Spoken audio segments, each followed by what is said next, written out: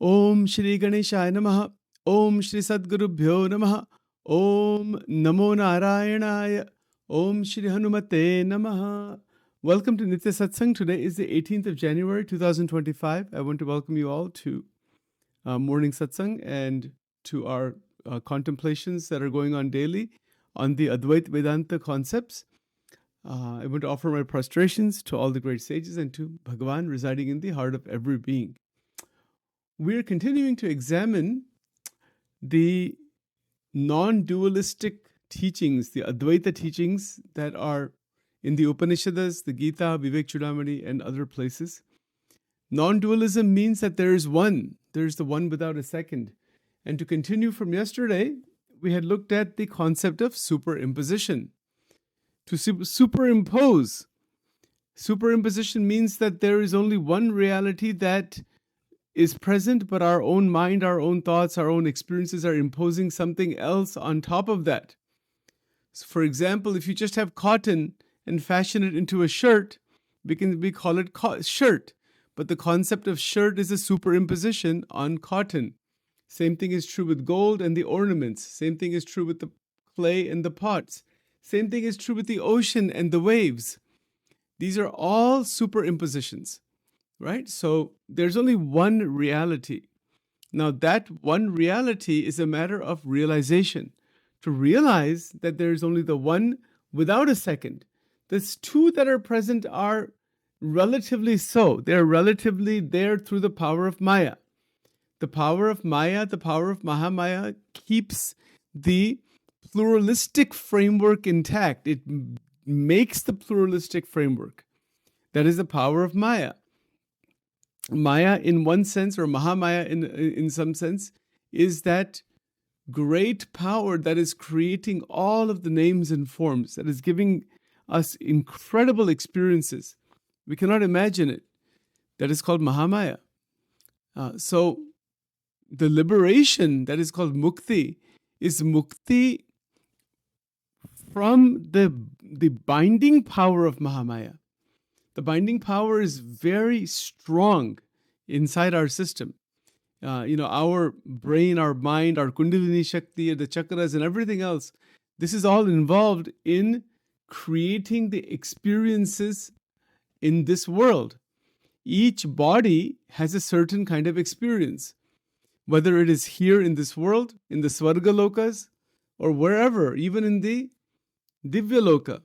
There are different experiences given the type of body.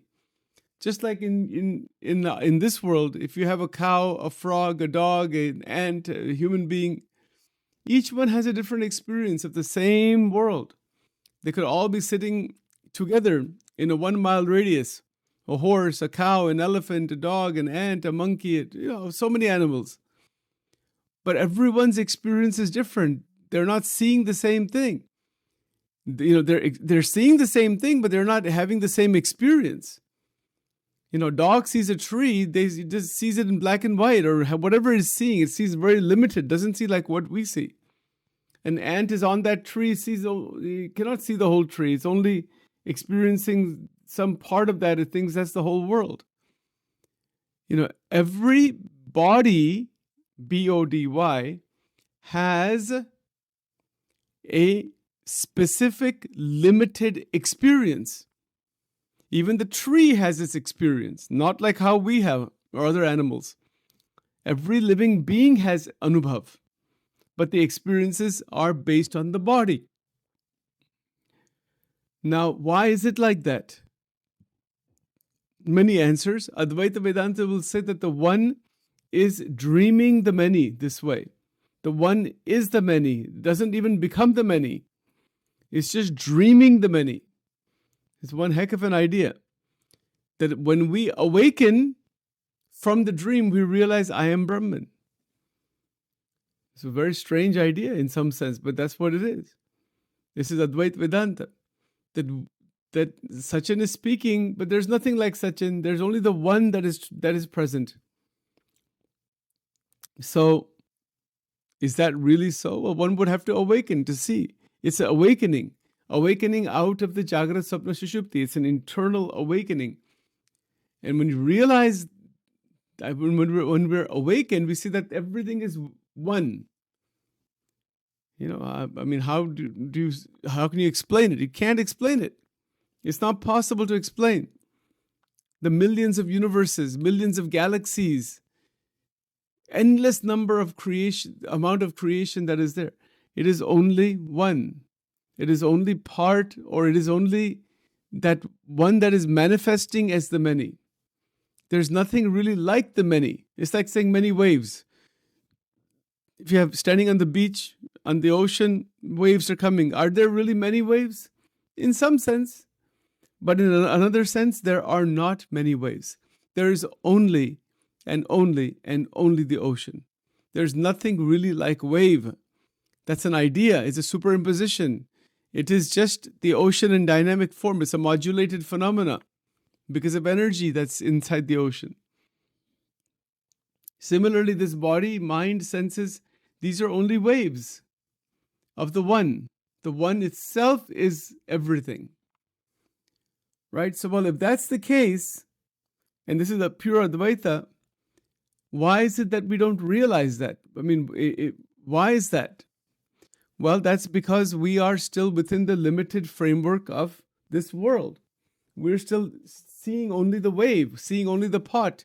We don't see the clay. I can say I'm seeing the pot, but I don't see the clay. That is Agnan. I have a pot with me, let's say a 1 meter pot, and I said, that's not clay, that's a pot. That is Maya. But when I say that there is only the clay, that is Gnan, that is Brahman. If I say there's only Brahman everywhere, that is Gnan. If I say, oh, there's Sachin, there's this, there's that, there's this person outside, there's these animals, I see all these things. Yes, they are there, but they are only Brahman. This is how Advaita describes this point, that there's nothing other than that. Like if you have 100 clay pots, what is it actually? It's just clay fashioned in that form. So some potter has taken the clay and fashioned it in that form. Clay pot, clay spoon, clay containers of all kinds. Everything is made out of that. So there's no difference actually. There's no difference of any kind. But we don't realize that. When we speak to another person, we can try this as a simple sadhana today. Whoever we speak to today. Now, Advaita would say the sadhana is that whoever you're speaking to, that's only you. There's nobody other than you. Now, that's a crazy idea. How can that be? Well, the me is not the individualized me. It's the consciousness that is life force. It is consciousness that is active. I was watching something on TV yesterday. Some comedian there was some comedy show or something, and so this thought came into the mind that is also the one. That is also Bhagavan inside that person. That's one thing. But you could say this is the Leela of Prakriti as another. And if you look at it that way, it doesn't affect from inside. One is not caught up in anything. One can see the play of Prakriti. That person was telling some jokes or something, whatever it was. Somehow it came out. I said, let's see what it is. And now try to see it from a Vedanta point of view. The same thing you see from a Vedanta point of view, all the scriptures come alive. That the Sattva Gun, Rajogun, Tamogun are present. The play of energy is present. The dynamic nature of Prakriti is present. All of that. So whatever is in our experience, once we begin to see it through the lens of, through the Jnana Chakshu, Divyam Dadamite Chakshuhu, we can see everything that way. We say darshan of the Bhagavan in the mandir, well, that is the beginning. But actually the goal is that darshana is everywhere. Darshan means to see through realization. That is called darshan. Darshan doesn't mean just to see. Darshan means to see in such a way that there is realization, that there is anubhav, there is awakening, that there is vision of the truth.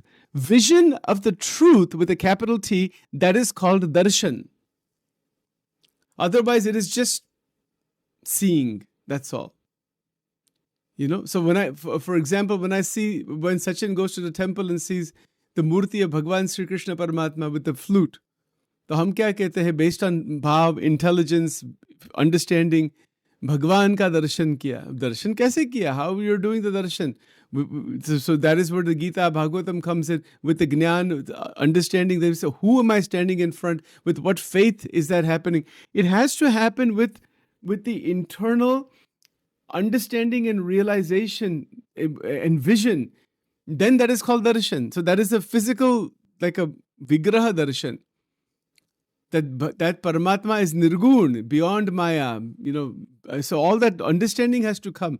Then that is called darshan, meaning to recognize what we are seeing. It's like that 5-year-old who doesn't realize what is $1 billion diamond, cannot recognize it. He looks at it as a toy only. Similarly, when we go to the temple and see the murti of Bhagwan Krishna, which we have some feeling of there's God, this and that, something is in our mind, see what's happening in our mind. But to see as is takes time.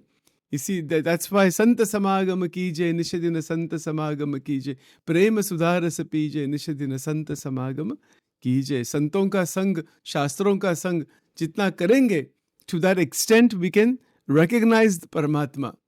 Now, what about people of the world? Like the example I gave of watching a comedian on the TV.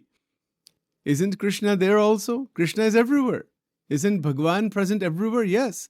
That is the highest of realization. That's what Vedanta is saying. That see everything at its relative level, but see the one only. The one is present everywhere. And the one, from Advaitic standpoint, is everything. There is only the one. There isn't anything other than the one. Everything else that seems to be other than the one is just a superimposition. It is called Adhyasam. Okay, so let's stop here for today and we'll continue on this further tomorrow. Om Dhyanamulam Gurur Murti Mantramulam Gurur Vakyam Pujamulam Gurur Padam Mokshamulam Gurur Kripa Om Tameva Mata Chapita Tameva Tameva Bandusha Saka Tameva Tameva Vidya Dravinam Tameva Sarvam Mama Deva Deva Om Divalingaya Namaha Urdhvalingaya Namaha Anandalingaya Namaha Dvatas Jyotirlingaya Namo Om Trambakam Yajamahe Sugandhim Pushtivardanam Urvarukamiva Bandhanan Mrityor Mukshiyamamritat Swaha Om Aim Rim Klim Chamundai Viche Swaha Om Durge Rakshini Tha Swaha Om Om Aim Rim Klim Chamundai Viche Om Glom Hum Klim Jum Saha Jwalaya Jwalaya Jwala Jwala Prajwala Prajwala Aim Rim Klim Chamundai Viche Jwala Ham Sam Lam Ksham Phat Swaha. This mantra that I just spoke, that is the main mantra of the Siddha Kunjika. That is everything there. The entire Adhyatma is in this one mantra. Om Aim Rim Klim Chamundai Viche. That itself has everything. That is Navaran mantra. Om Aim Rim Klim Chamundai Viche. Om Glom Hum Klim Jumsa. Jwalaya Jwalaya Jwala Jwala Prajwala Prajwala. Aim Rim Klim Chamundai Viche. Jwala Ham Sam Lam Ksham Phat Swaha.